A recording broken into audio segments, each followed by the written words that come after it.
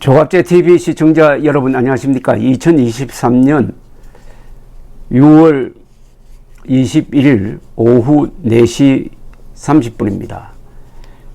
대서양 심해에 지금 깔아앉아 있는 타이타닉호의 잔해를 구경하기 위해서 1인당 한 30만 달러를 내고 탄 잠수정 타이탄호가 지난 18일 잠수를 시작하고 나서 1시간 열흘 지나니까 연락이 조절되고 말았습니다.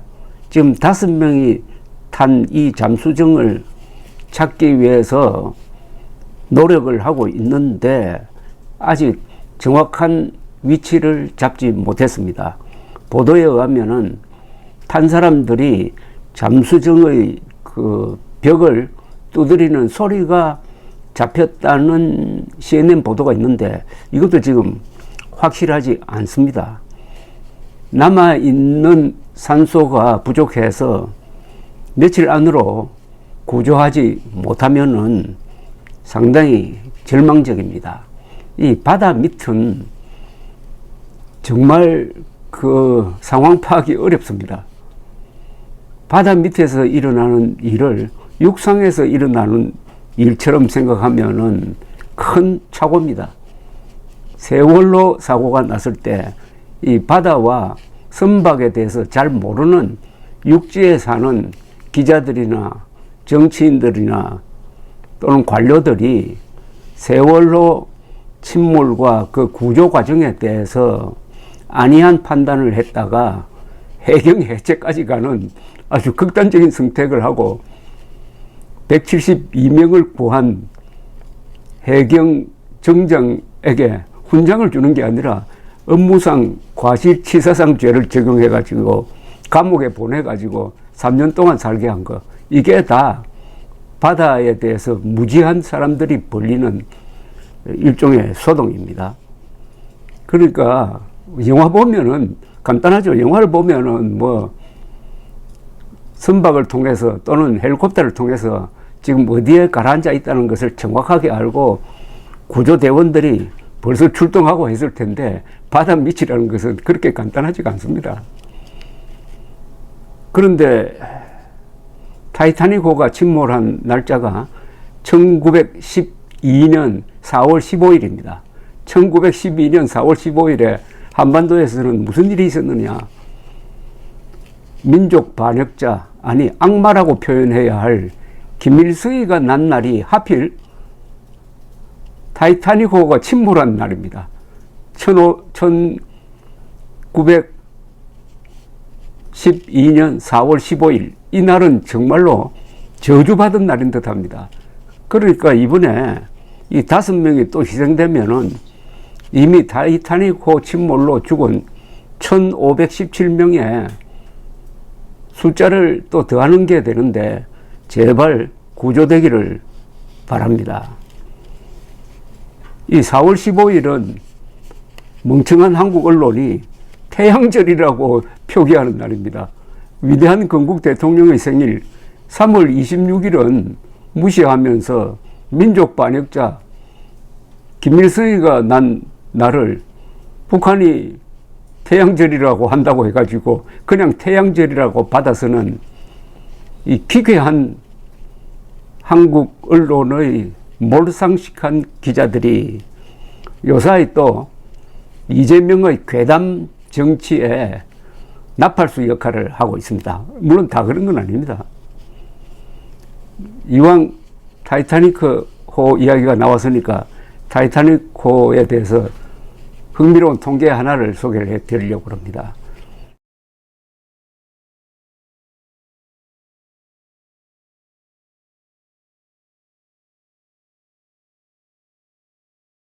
타이타닉호에 탄 사람이 2223명이었습니다.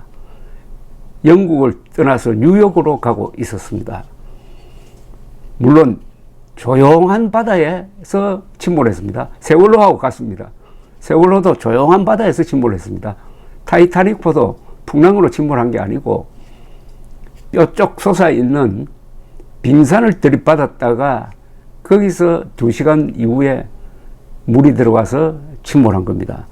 이 배는 4만 톤이 넘고 당시에 세계 최대 호화선이었습니다. 더구나 처녀 항해였습니다.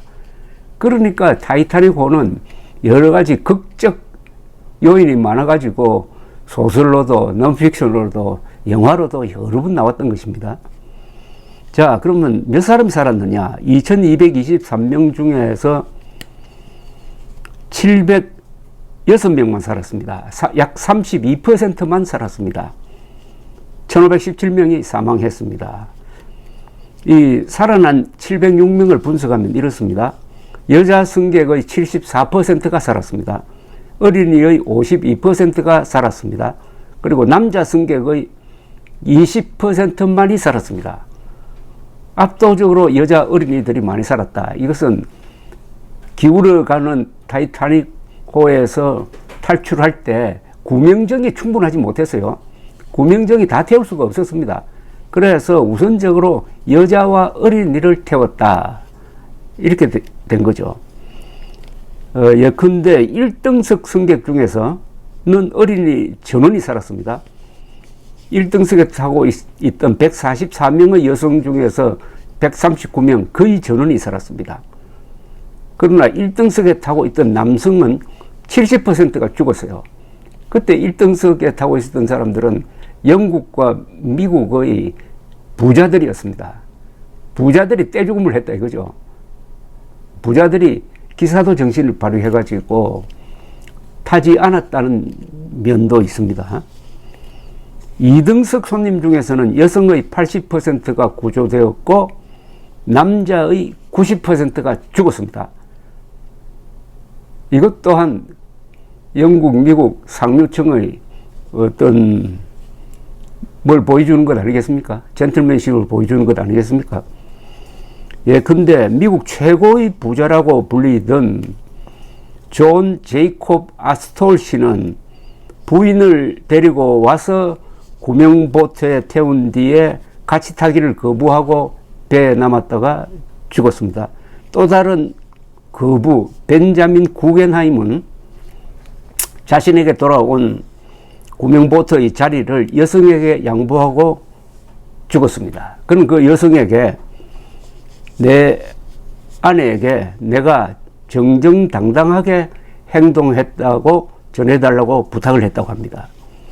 그 다음에 8명의 악단이 있었습니다.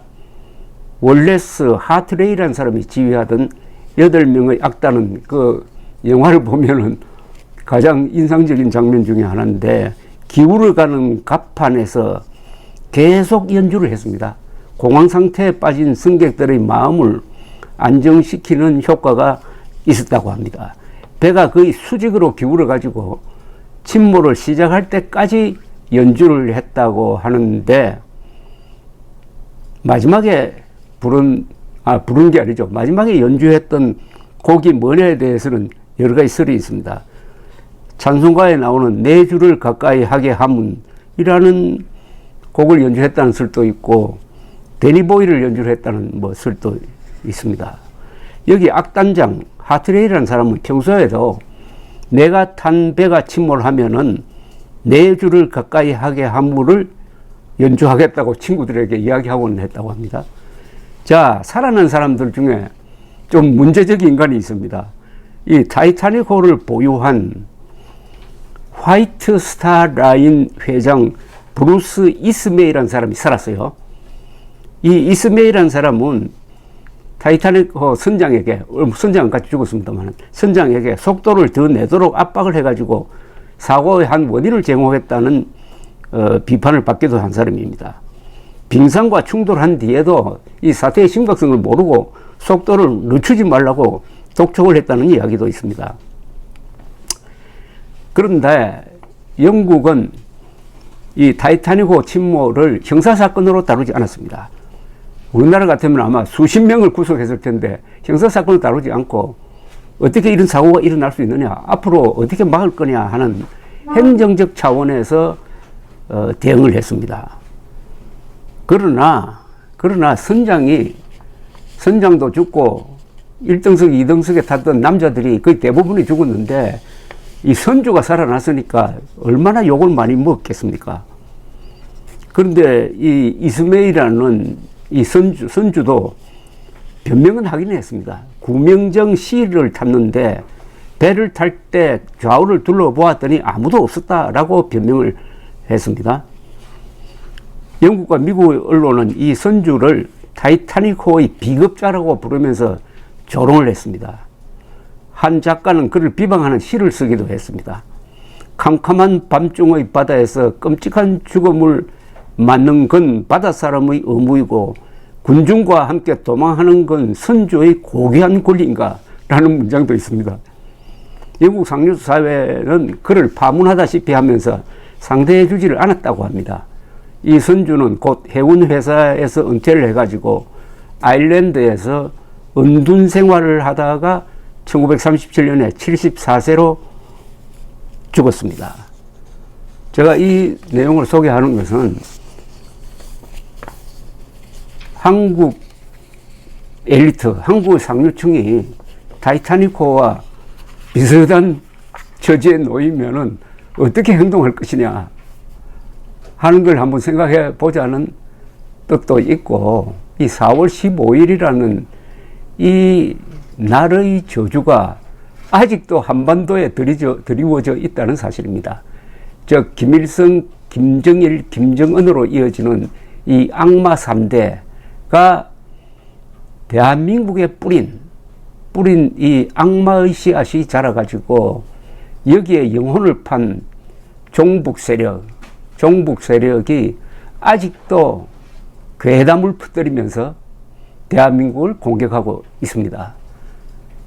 악마는 영혼을 앗아가는 자입니다.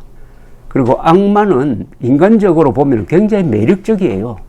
잘 웃고 농담도 잘하고. 그게 바로 악마입니다. 그러니까 악마에게 속는 것 아닙니까? 악마의 제1속성은 속이는 자입니다. 악마는 사기꾼입니다. 감사합니다.